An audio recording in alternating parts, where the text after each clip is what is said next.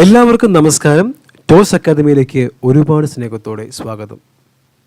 Kerala PSC Kerala police സർവീസിലെ forensic science ലാബോറട്ടറിയിലേക്കുള്ള scientific officer എന്ന തസ്തികയിലേക്കായി വിളിച്ച പരീക്ഷയുടെ തീയതി വന്ന കാര്യം എല്ലാവരും ഇതിനോടകം അറിഞ്ഞു കാണുമല്ലോ. ഫിസിക്സ്, കെമിസ്ട്രി, ബയോളജി എന്നീ വിഷയങ്ങളിൽ ബിരുദാനന്തര ബിരുദം ഉള്ളവർക്ക് അപേക്ഷിക്കുവാനും ഒട്ടുമിക്ക ആളുകളുടെയും തന്നെ ഏറ്റവും വലിയ വിദ്യാഭ്യാസ യോഗ്യതയെ അടിസ്ഥാനമാക്കി ഒരു ഗസറ്റഡ് പദവിയിലേക്കുള്ള ഒരു പരീക്ഷ എഴുതാനുള്ള അവസരം കൂടിയാണിത്. അപ്പം സയൻറ്റിഫിക് ഓഫീസർ ഫിസിക്സിൻ്റെ പരീക്ഷ നവംബർ 29 ഈ വർഷം വെള്ളിയാഴ്ചയാണ് നടക്കുവാനായിട്ട് പോകുന്നത്.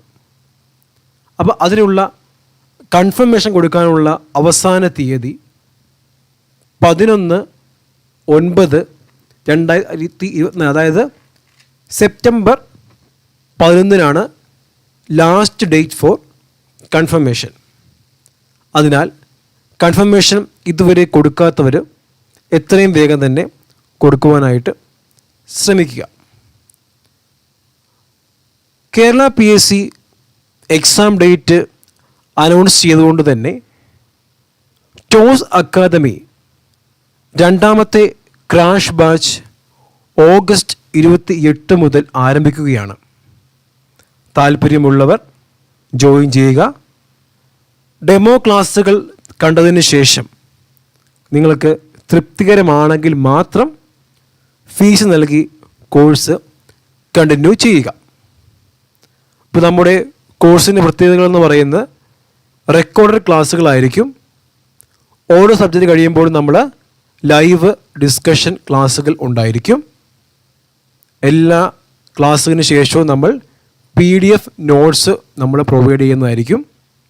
പിന്നെ എല്ലാ ആഴ്ചയും നമ്മൾ ആ ആഴ്ച പഠിപ്പിച്ച കാര്യങ്ങളുമായി ബന്ധപ്പെട്ടുള്ള വീക്ക്ലി മോക്ക് ടെസ്റ്റുകൾ ഉണ്ടായിരിക്കും. Then individual support till the exam നമ്മൾ പ്രൊവൈഡ് ചെയ്യുന്നതായിരിക്കും. കോഴ്സിൻ്റെ ഇടയ്ക്ക് നമ്മൾ ഒരുപാട് വർക്ക്ഷീറ്റുകൾ നമ്മൾ പ്രൊവൈഡ് ചെയ്യും. അതിനോടൊപ്പം തന്നെ ഇൻറ്റൻസീവ് ആയിട്ടുള്ള റിവിഷൻ നമ്മൾ പ്രൊവൈഡ് ചെയ്യുന്നതാണ്. അപ്പോൾ താല്പര്യമുള്ളവർ ജോയിൻ ചെയ്യുക. ഡെമോ ക്ലാസ്സുകൾ കണ്ട് നിങ്ങൾക്ക് തൃപ്തികരമാണെങ്കിൽ മാത്രം കോഴ്സ് കണ്ടിന്യൂ ചെയ്യുക. അപ്പോൾ നമ്മുടെ മുന്നിൽ ഇനി 3 മാസത്തോളം നമുക്ക് സമയമുണ്ട്. അപ്പം ഈ 3 മാസം വളരെ കാര്യക്ഷമമായി വിനിയോഗിക്കാൻ നിങ്ങൾക്ക് തയ്യാറാണോ? അപ്പോൾ ടോസ് അക്കാദമി നിങ്ങൾക്കായിട്ട് ഒരു സ്റ്റഡി പ്ലാൻ ആണ് ഇന്നിവിടെ പ്രസൻറ്റ് ചെയ്യാനായിട്ട് പോകുന്നത്. അപ്പോൾ ഈ 3 മാസത്തിൽ നമുക്ക് 2 മാസം നമുക്ക് വളരെ സിസ്റ്റമാറ്റിക് ആയിട്ടുള്ള പഠനത്തിനും ബാക്കിയുള്ള 1 മാസം ആ 2 മാസം നമ്മൾ പഠിച്ച കാര്യങ്ങളുടെ ഒരു ഇൻറ്റൻസീവായിട്ടുള്ള റിവിഷൻ നമുക്ക് നടത്തുന്നതായിരിക്കും ഏറ്റവും നല്ലത്. അവസാനം കുറച്ച് നാളുകൾ പുതിയ കാര്യങ്ങളൊന്നും പഠിക്കാൻ പോകാതെ പഠിച്ച കാര്യങ്ങൾ റിവിഷൻ നടത്തി തറവാക്കുന്നതായിരിക്കും ഉചിതം. ഇപ്പോൾ നമുക്കറിയാം, ഈ PSC എക്സാം എന്ന് പറയുന്നത് 100 മാർക്കിൻ്റെ എക്സാമാണ്. പ്യുവർ സബ്ജക്റ്റ് ഓറിയൻറ്റഡ് എക്സാമാണല്ലേ. നമുക്കിവിടെ GK ജനറൽ നോളജ് നമുക്കിവിടെ ഇല്ല. അപ്പോൾ നമുക്ക് ഫിസിക്സിൽ we have to study 10 subject അല്ലേ. നമുക്ക് 10 വിഷയങ്ങൾ നമുക്ക് പഠിക്കാൻ വേണ്ടിയുണ്ട്. അപ്പം 10 വിഷയത്തിൽ നിന്നും 10 മാർക്ക് വെച്ചാണ് PSC ഉന്നയിക്കുന്നതെങ്കിലും കഴിഞ്ഞ തവണ ആ ഒരു പാറ്റേൺ അല്ലായിരുന്നു. ഇത്തവണ സിലബസിനും ചേഞ്ച് ഒന്നുമില്ല. കഴിഞ്ഞ തവണത്തെ സെയിം സിലബസാണ് ഇത്തവണയും എക്സാമിനായിട്ട് അവർ കൊടുത്തിരിക്കുന്നത്. അപ്പോൾ നമുക്ക് മുന്നിൽ ഇനി ഒരു 60 ദിവസം നമുക്ക് സ്റ്റഡി പ്ലാൻ നമുക്കിവിടെ ഡിസ്കസ് ചെയ്യാം. 2 മാസം എന്ന് പറയുമ്പോൾ 60 ദിവസം നമുക്ക് സ്റ്റഡി പ്ലാൻ ഡിസ്കസ് ചെയ്യാം. അപ്പം 60 ദിവസം ഫോർ 10 സബ്ജക്റ്റ് അല്ലേ. That means 6 days for each subject അല്ലേ. നമുക്ക് അങ്ങനെ നമുക്കൊന്ന് പ്ലാൻ ചെയ്താലോ? ഒരു സബ്ജക്റ്റ് നമുക്ക് 6 ദിവസം കൊടുത്തു കഴിഞ്ഞാൽ ആ 6 ദിവസത്തിൽ 5 ദിവസം നമുക്ക് അത് മൊത്തം പഠിക്കാൻ വേണ്ടിയും 1 ദിവസം ആ പഠിച്ച കാര്യങ്ങൾ ഒന്ന് റിവിഷൻ ചെയ്ത് പോകാൻ വേണ്ടി കൊടുത്തു കഴിഞ്ഞാൽ നമുക്ക് വളരെ കൃത്യവും വ്യക്തവുമായിട്ട് നമുക്ക് പഠിച്ച് പോകാനായിട്ട് നമുക്ക് പറ്റും. ഓക്കെ, അപ്പോൾ നമുക്ക് സിലബസ് ഒന്ന് ഡിസ്കസ് ചെയ്യാം. എന്നിട്ട് അതിൽ നമുക്ക് ഇമ്പോർട്ടൻ്റ് ടോപ്പിക്സ് നമുക്കൊന്ന് ഇവിടെ ഡിസ്കസ് ചെയ്യാം. ഓക്കെ, അപ്പോൾ നമ്മുടെ ഫസ്റ്റ് വിഷയം എന്ന് പറയുന്നത് ക്ലാസിക്കൽ മെക്കാനിക്സ് ആണ്. അപ്പം ആ ക്ലാസിക്കൽ മെക്കാനിക്സിലെ വളരെ ഇമ്പോർട്ടൻ്റ് ആയിട്ടുള്ള ടോപ്പിക്സ് മാത്രമേ നമുക്ക് സിലബസിൽ PSC ഉൾപ്പെടുത്തിയിട്ടുള്ളൂ. പക്ഷേ PSC പ്രത്യേകം മെൻഷൻ ചെയ്യുന്നുണ്ട്, സിലബസിന് പുറമേ ഉള്ള ചോദ്യങ്ങളും നിങ്ങൾക്ക് എക്സ്പെക്റ്റ് ചെയ്യാം. മാത്രമല്ല സിലബസിൽ ഉള്ളത് മാത്രം അല്ലെങ്കിൽ സിലബസിൽ ഉള്ളത് മുഴുവൻ ക്വസ്റ്റ്യൻസും നിങ്ങൾ എക്സ്പെക്റ്റ് ചെയ്യുകയും ചെയ്യരുത്. ഓക്കെ, അപ്പോൾ നമ്മൾ ഈ സിലബസ് നോക്കുകയാണെങ്കിൽ ഇതിൽ ലഗ്രാഞ്ച് ഇക്വേഷൻ ഒക്കെ വളരെ ഇമ്പോർട്ടൻ്റ് ആണ്. ലഗ്രാഞ്ച് ഇക്വേഷൻ, അതേപോലെ velocity dependent potential, then Hamiltonian principle, then how to calculate അല്ലെങ്കിൽ how to derive Lagrangian from Hamiltonian and Hamiltonian from Lagrangian. Okay, അത് വളരെ ഇമ്പോർട്ടൻ്റ് ആയിട്ടുള്ള ഒരു ഏരിയയാണ്. Okay, then basic Kepler problems, then Hamilton Jacobi equation, then centrifugal and Coriolis forces, then logistic map എന്ന് പറയുന്ന ഒരു ചെറിയ ടോപ്പിക്കൊക്കെ ഈ ക്ലാസിക്കൽ മെക്കാനിക്സിലെ വളരെ ഇമ്പോർട്ടൻ്റ് ആയിട്ടുള്ള ഒരു ടോപ്പിക്കാണ്. അപ്പോൾ നിങ്ങൾക്ക് എല്ലാവർക്കും ചിലപ്പോൾ എല്ലാ ഏരിയയും അല്ലെങ്കിൽ എല്ലാ ടോപ്പിക്കും എളുപ്പമായിരിക്കണം എന്നില്ല. അപ്പോൾ നമ്മളിവിടെ പറഞ്ഞത് ഏറ്റവും ഇമ്പോർട്ടൻ്റ് ആയിട്ടുള്ള അല്ലെങ്കിൽ ഒഴിച്ചുകൂടാൻ പറ്റാത്ത ടോപ്പിക്സ് നമ്മൾ പറഞ്ഞതല്ലേ? എന്തൊക്കെയാണ്? Lagrange equation and Hamiltonian principle, velocity dependent potential, then L from H and H from L, then Kepler problem തുടങ്ങിയ ടോപ്പിക്സൊക്കെ വളരെ ഇമ്പോർട്ടൻ്റ് ആയിട്ടുള്ള ടോപ്പിക്സാണ്. അപ്പോൾ നിങ്ങൾ ഒരു 5 ദിവസം നിങ്ങൾ ഫസ്റ്റ് 5 ദിവസം നിങ്ങൾ ഈ ടോപ്പിക്സ് നിങ്ങൾ ഒന്ന് കവർ ചെയ്യുക, ഒന്നായിട്ട് പഠിക്കുക. നിങ്ങൾക്ക് നോട്ട്സുകൾ, നിങ്ങൾക്ക് സോഴ്സുകൾ നിങ്ങൾ കണ്ടെത്തുക, പ്രോബ്ലംസ് കൂടുതൽ വർക്കൗട്ട് ചെയ്യുക അല്ലേ? പഴയ PSCയുടെ ക്വസ്റ്റ്യൻ പേപ്പർ വർക്കൗട്ട് ചെയ്യുക. അതുകൂടാതെ തന്നെ നിങ്ങൾക്ക് എന്തെങ്കിലും ഗൈഡുകളോ എന്തെങ്കിലും ഉണ്ടെങ്കിൽ ആ ടോപ്പിക്കുമായിട്ട് ബന്ധപ്പെട്ട ക്വസ്റ്റ്യൻസ് നിങ്ങൾ കണ്ടെത്തി അതിൻ്റെ ആൻസർ ചെയ്യാൻ വേണ്ടി ശ്രമിക്കുക. ഓക്കെ, എന്നിട്ട് നിങ്ങൾ 5 ദിവസം നിങ്ങൾ കൃത്യമായി പഠിച്ചതിന് ശേഷം 6ാമത്തെ ദിവസം നിങ്ങൾ ആ പഠിച്ച കാര്യങ്ങൾ കൃത്യമായിട്ടൊന്ന് റിവൈസ് ചെയ്യുക. ഓക്കെ, ഇതാണ് ക്ലാസിക്കൽ മെക്കാനിക്സിലെ ഇമ്പോർട്ടൻ്റ് ആയിട്ടുള്ള കാര്യങ്ങൾ എന്ന് പറയുന്നത്.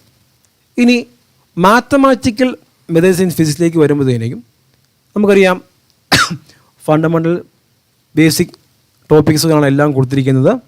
അതിലെ ഫോറിയർ സീരീസ് അല്ലേ, ഇൻ്റഗ്രൽ ട്രാൻസ്ഫോം എന്നുള്ള ഒരു പാർട്ടാണ് ഫോറിയർ സീരീസും ഫോറിയർ ട്രാൻസ്ഫോമൊക്കെ. അത് ഇമ്പോർട്ടൻ്റ് ആണ്. അതുപോലെ തന്നെ സ്പെഷ്യൽ ഫങ്ഷൻസ് അല്ലേ, ഏതൊക്കെയാണ്? Gamma, beta, then delta, then നമ്മുടെ സ്പെഷ്യൽ ഫങ്ഷൻസിൻ്റെ പോളിനോമിയൽസ് ഏതൊക്കെയാണ്? ലയൻറേ പോളിനോമിയൽ, ദെൻ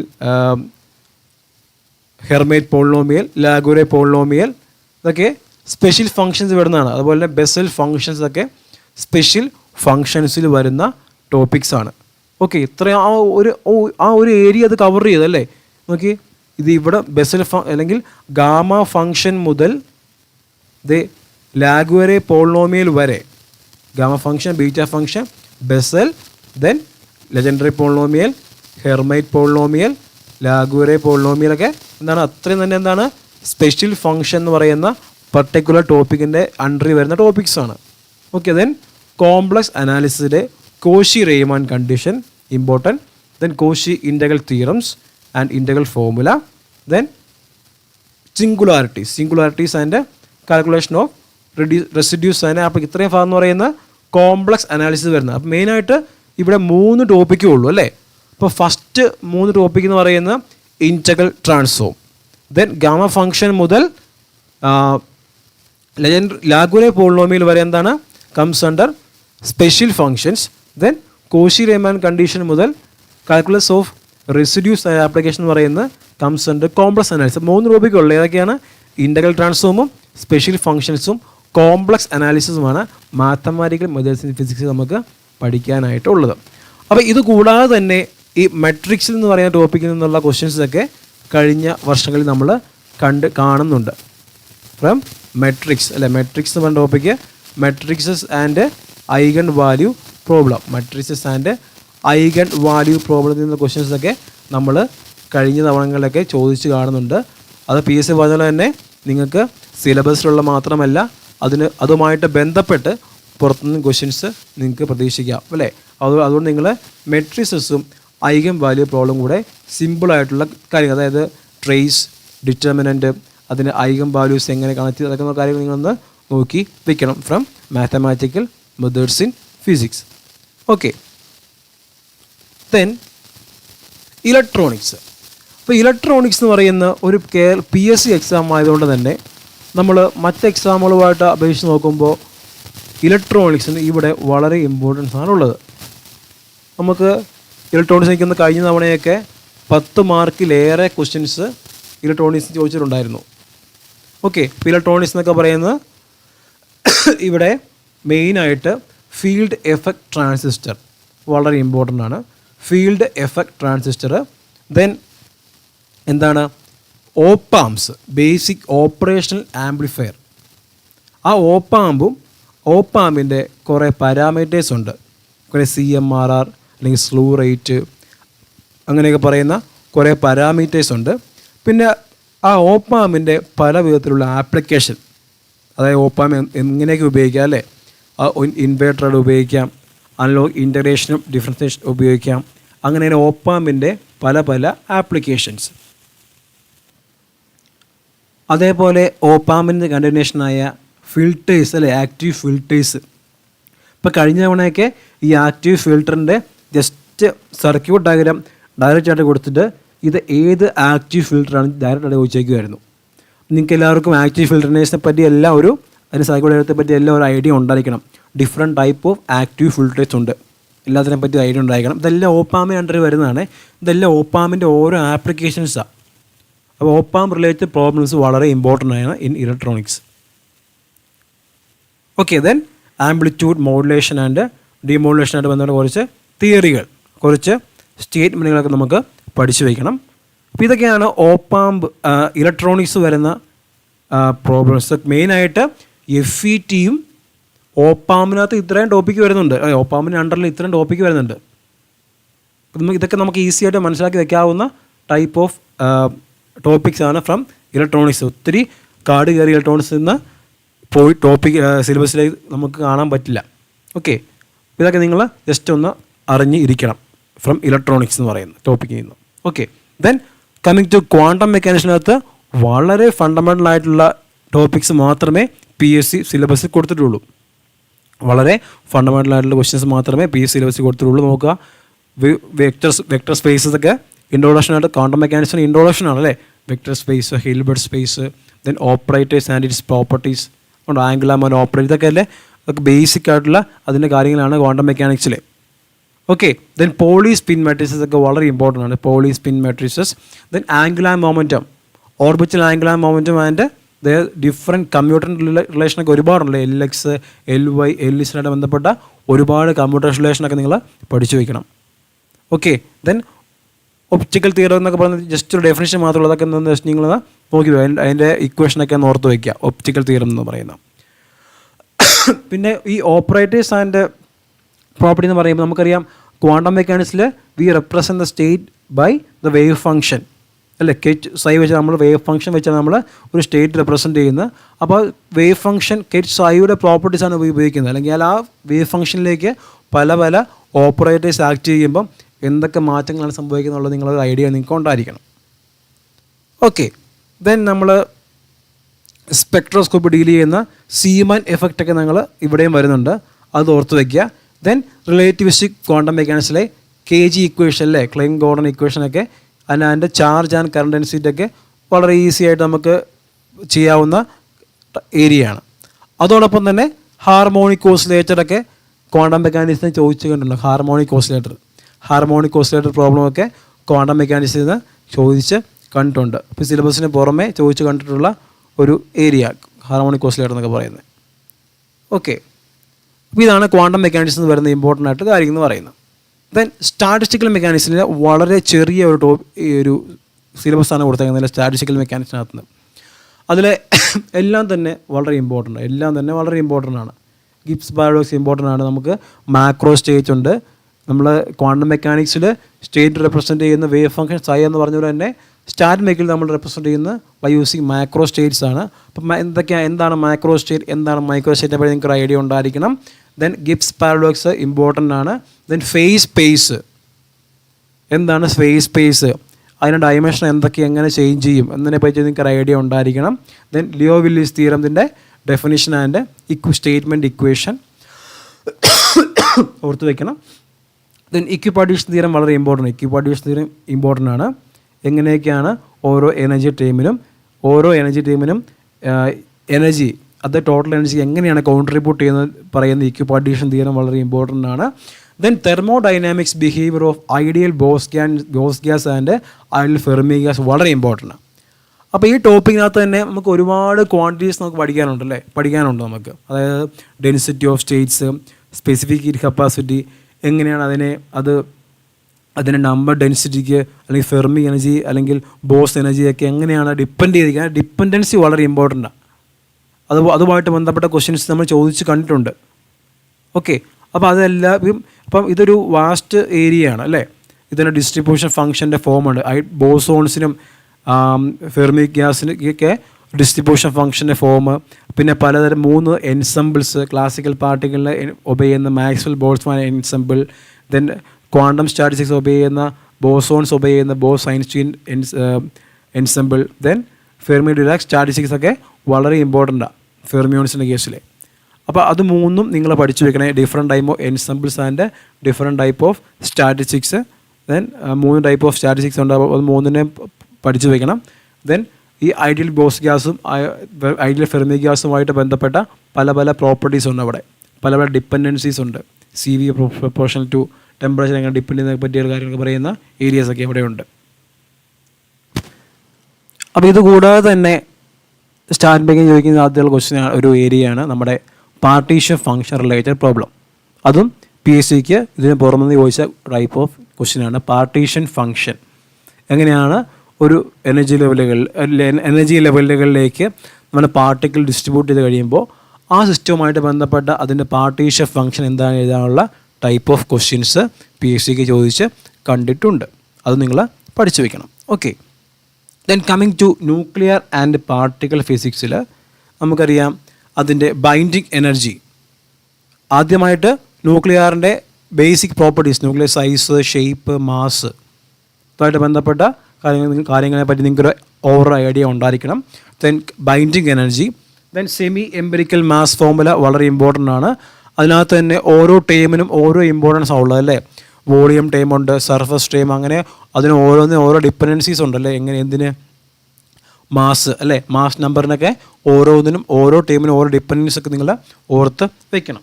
ഓക്കെ, അപ്പോൾ ന്യൂക്ലിയർ ഫോഴ്സ് വളരെ ഇമ്പോർട്ടൻ്റ് ആയ ടോപ്പിക്കാണ്. ന്യൂക്ലിയർ ഫോഴ്സ് അതിൻ്റെ പ്രോപ്പർട്ടീസും.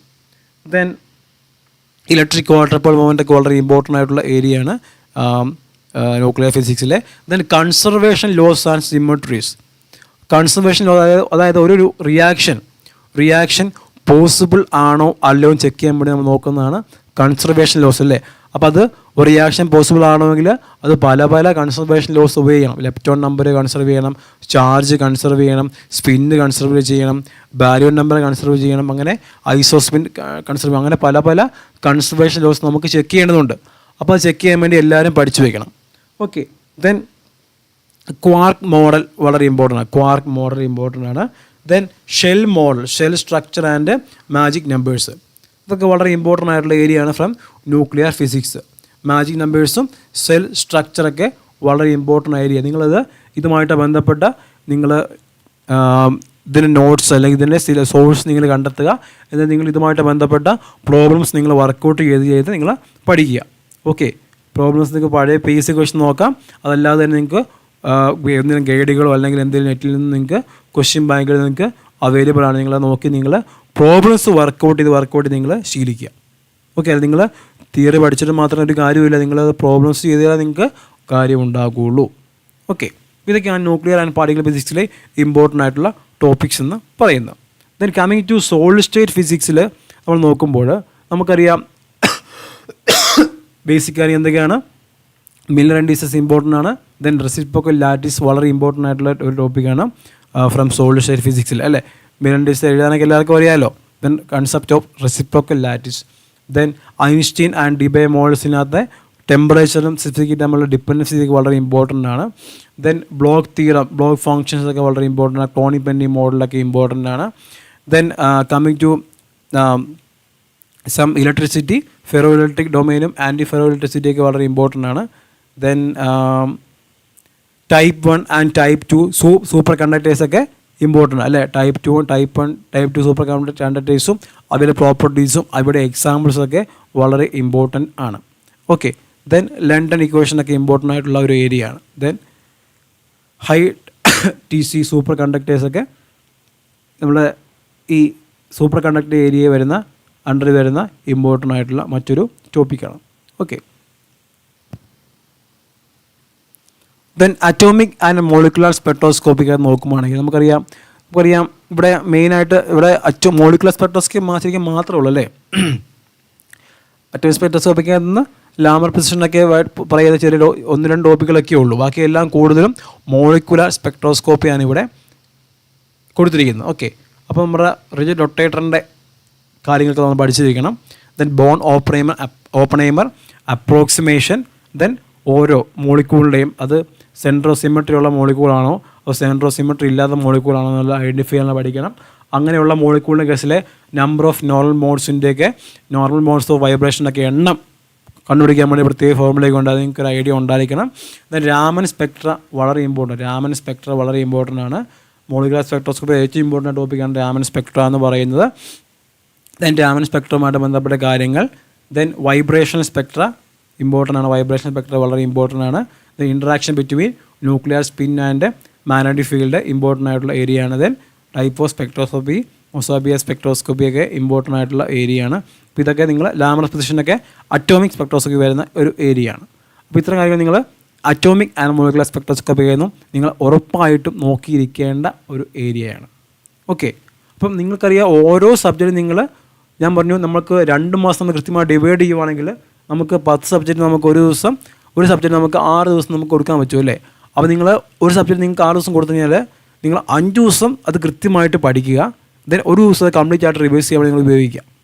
ഓക്കെ, പിന്നെ നമുക്കറിയാം ചിലപ്പോൾ എല്ലാവർക്കും കൃത്യമായിട്ട് അങ്ങനെ പോകാൻ പറ്റില്ലായിരിക്കും അല്ലേ. കൃത്യമായിട്ട് അങ്ങനെ പോകാൻ വേണ്ടി പറ്റില്ലായിരിക്കും. കാരണം പഠിക്കാൻ വേണ്ടി നമുക്കുള്ള സമയമൊക്കെ വേണ്ടി വരും. അപ്പോൾ നിങ്ങൾ അഡ്ജസ്റ്റ് ചെയ്ത് നിങ്ങളുടെ യുക്തിയിൽ നിങ്ങളത് കൃത്യമായിട്ട് ചെയ്യുക. ഓക്കെ, സമയം അഡ്ജസ്റ്റ് ചെയ്ത് നന്നായിട്ട് പഠിക്കുക എന്നുള്ളതാണ് ഇമ്പോർട്ടൻ്റ് ആയിട്ടുള്ള കാര്യം. ഓക്കെ, ദെൻ മൈക്രോ പ്രോസസ്സർ എന്ന് പറയുമ്പോൾ നമുക്കറിയാം ഏറ്റവും ഒരു ഓൾഡസ്റ്റ് ടോപ്പിക്കാണ് മൈക്രോ പ്രോസസ്സർ ഒക്കെ പറയുന്നത് അല്ലേ. അപ്പോൾ മൈക്രോ പ്രോസസ്സറൊക്കെ നമുക്ക് ശരിക്കും ഇപ്പോൾ അതിന് യൂസ് പോലും നമുക്കില്ല. എന്നിരുന്നാലും സിലബസ് ഉള്ളതുകൊണ്ട് തന്നെ നമുക്ക് കുറച്ച് കാര്യങ്ങളെങ്കിലും നമുക്ക് പഠിക്കേണ്ടത് ആവശ്യമുണ്ട്. മെയിനായിട്ട് 8085 മൈക്രോ പ്രോസസ്സറിൻ്റെ ആർക്കിടെക്ചറിനെ പറ്റിയൊക്കെ നിങ്ങൾക്കൊരു ഐഡിയ ഉണ്ടായിരിക്കണം. ഓക്കെ, അതിന് ഓരോ എലമെൻറ്റ്സിനെ പറ്റിയൊക്കെ നിങ്ങൾക്കൊരു ഐഡിയ ഉണ്ടായിരിക്കണം. അതിൻ്റെ കൺവേർഷൻ ബിറ്റ്സുകളുടെ എണ്ണത്തിനെ പറ്റിയൊക്കെ നിങ്ങൾക്കൊരു ഐഡിയ ഉണ്ടായിരിക്കണം. പിന്നെ ഉള്ളതെന്ന് പറയുന്നത് അനലോഗ് ടു ഡിജിറ്റൽ കൺവേർട്ടറൊക്കെ ഇമ്പോർട്ടൻ്റ് ആണ്. അനലോഗ് ടു ഡിജിറ്റൽ കൺവേർട്ടറൊക്കെ ഇമ്പോർട്ടൻ്റ് ആണ്. പിന്നെ ഉള്ളത് മൾട്ടിപ്ലക്സർ ഇമ്പോർട്ടൻ്റ് ആയ ടോപ്പിക്കാണ് from micro processor. Then micro controller ഉണ്ട്, അതും ഇമ്പോർട്ടൻ്റ് ആയിട്ടുള്ള ഒരു ടോപ്പിക്കാണ്. ക്വസ്റ്റ്യൻ ചോദിക്കാൻ സാധ്യതയുള്ള ഒരു ഏരിയയാണ്. അപ്പോൾ ഇതും നമുക്ക് ഇലക്ട്രോണിക്സിൻ്റെ അകത്ത് വരുന്ന ടോപ്പിക്കാണ് മൈക്രോ പ്രോസസ്സർ എന്ന് പറയുന്നത്. Okay, then ലേസേഴ്സ് and fibre optics. അപ്പോൾ നമുക്ക് ഈസി ആയിട്ട് നമുക്ക് ഉള്ളൊന്നും ചിന്തിക്കാതെ തന്നെ നമുക്ക് ഈസി ആയിട്ട് സ്കോർ ചെയ്യാൻ പറ്റുന്ന ഒരു ടോപ്പിക്കാണ് ലേസർ ആൻഡ് ഫൈബർ ഒപ്റ്റിക്സ് എന്ന് പറയുന്നത്. ബാക്കിയുള്ള സബ്ജക്റ്റ് പോലെ നമുക്ക് ഒരുപാട് പ്രോബ്ലംസ് ചെയ്യാനായിട്ടോ അല്ലെങ്കിൽ അങ്ങനെയുള്ള ക്വസ്റ്റ്യൻസ് ഒന്നും ലേസറിൽ നമുക്ക് ഇല്ല. ഡയറക്റ്റായിട്ട് നമുക്ക് ഈസി ആയിട്ട് ആൻസർ ചെയ്തു പോകാൻ പറ്റുന്ന ഏരിയയാണ് ലേസർ ആൻഡ് ഫൈബർ ഒപ്റ്റിക്സ് എന്ന് പറയുന്നത്. അതിനകത്ത് ഐൻസ്റ്റീൻ കോയിഫിഷ്യൻ്റ് ഇമ്പോർട്ടൻ്റ് ആണ്. Then line broadening mechanism important ആണ്. ക്യൂസിറ്റിക്ക് വളരെ ഇമ്പോർട്ടൻ്റ് ആയ കാര്യം ടൈപ്പ് ഓഫ് ലേസേഴ്സ് അല്ലേ. 4 ലെവൽ 3 ലെവലൊക്കെ ലേസേഴ്സ് ഉണ്ട്. ആ ഓരോ ലെവൽ ലേസേഴ്സിൻ്റെ എക്സാമ്പിൾസ് നമ്മൾ നോക്കി വെക്കണം. ദെൻ സെക്കൻഡ് ഹാർമോണിക് ജനറേഷനൊക്കെ വളരെ ഇമ്പോർട്ടൻ്റ് ആയിട്ടുള്ള ടോപ്പിക്കാണ്. ദെൻ ഒപ്റ്റിക്കൽ ഫൈബറിനകത്ത് റിലേറ്റഡ് പ്രോബ്ലംസ് ഒക്കെ ഇമ്പോർട്ടൻ്റ് ആണ്. ഒപ്റ്റിക്കൽ ഫൈബർ ആൻഡ് അതുമായിട്ട് ബന്ധപ്പെട്ട കുറച്ച് ഇക്വേഷനൊക്കെ ഉണ്ട്, നിങ്ങൾ നോക്കി വയ്ക്കുക. ഒപ്റ്റിക്കൽ ഫൈബർ, ദെൻ ഒപ്റ്റിക്കൽ ഫൈബറുടെ ബന്ധപ്പെട്ട് അതിനകത്ത് പല പല ഫിനോമിനാസ് ഉണ്ട്, അറ്റനുവേഷൻ ഉണ്ട്, അതൊക്കെ നിങ്ങൾ നോക്കി വെക്കണം. ദെൻ ഇതൊക്കെയാണ് ലേസർ ആൻഡ് ഫൈബർ ഒപ്റ്റിക്സിലെ ഇമ്പോർട്ടൻ്റ് ആയിട്ടുള്ള കാര്യമെന്ന് പറയുന്നത്.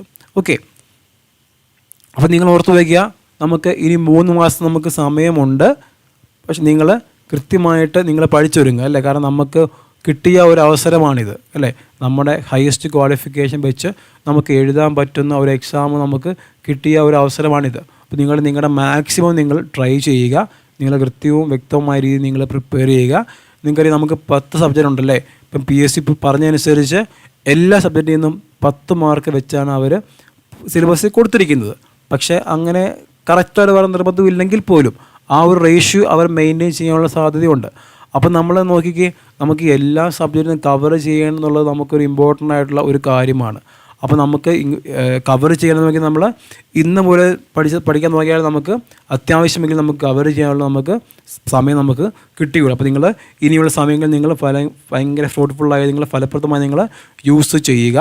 നിങ്ങൾക്ക് പഠിക്കാനുള്ള നിങ്ങൾ പുസ്തകങ്ങളൊക്കെ നിങ്ങൾ കണ്ടെത്തി അത് പഠിക്കുക, നോട്ട് പ്രിപ്പയർ ചെയ്യുക, അതുമായിട്ട് ബന്ധപ്പെട്ട പ്രോബ്ലംസ് നിങ്ങൾ വർക്കൗട്ട് ചെയ്യുക.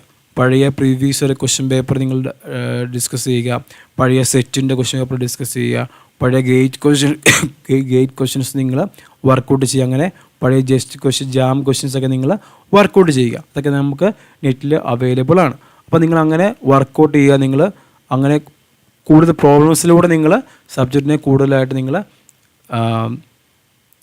അത് ബന്ധം പുലർത്തുക. ഓക്കെ, അപ്പോൾ ലാസ്റ്റ് 1 മാസക്കാലമെങ്കിൽ നിങ്ങൾ ഒരു കംപ്ലീറ്റ് റിവിഷന് വേണ്ടി നിങ്ങൾ മാറ്റി വയ്ക്കണം എന്നാണ് എൻ്റെ ഒരു അഭിപ്രായം.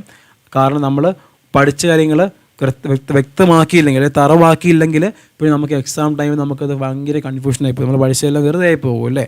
അപ്പോൾ നിങ്ങൾ അതൊന്ന് കൃത്യമായിട്ട് നോക്കുക. അപ്പോൾ നമ്മൾ ടോസ് അക്കാദമിയിലെ ക്രാഷ് ബാച്ചിലേക്ക് നിങ്ങളെല്ലാവരും ഞങ്ങൾ സ്വാഗതം ചെയ്യുകയാണ്. നിങ്ങൾക്ക് താല്പര്യമുണ്ടെങ്കിൽ നിങ്ങൾ ഡെമോ ക്ലാസ് അറ്റൻഡ് ചെയ്യുക. തൃപ്തികരമെങ്കിൽ മാത്രം ബാക്കി ഫീസ് അടച്ച് നിങ്ങൾ ബാക്കി കോഴ്സ് കണ്ടിന്യൂ ചെയ്യുക. അപ്പോൾ ഓക്കെ, എല്ലാവർക്കും all the best and thank you.